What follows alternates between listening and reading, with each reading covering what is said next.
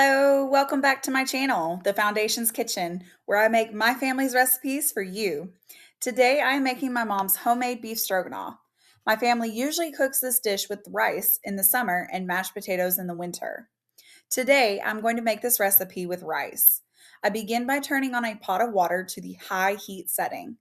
While it is heating up, I cook the ground beef. I put the beef in the pan and turn the stove on to medium heat. While it is heating, I chop up the meat using my spatula into bite-sized pieces. Please note, for this video, I'm making double the amount because this is my favorite dish to make and save for later.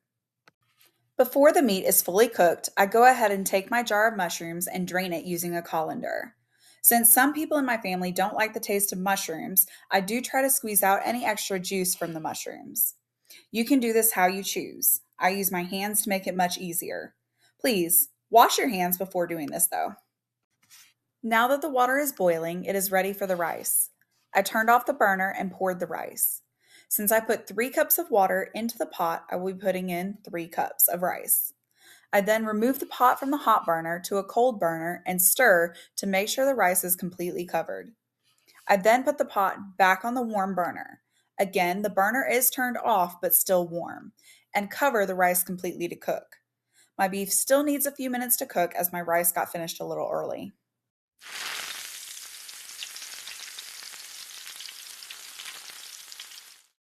Since my beef is now fully cooked and any extra grease has been drained, I'm adding my ingredients. Again, I am making double what I would normally make.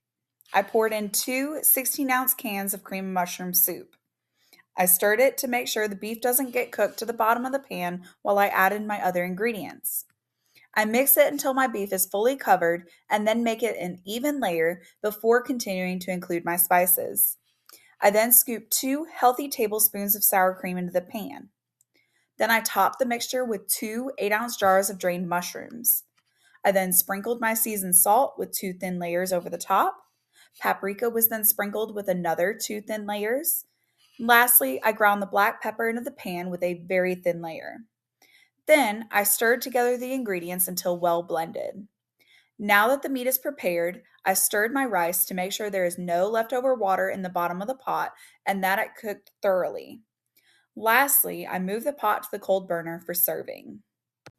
Thank you for joining me today in making my mom's homemade stroganoff recipe.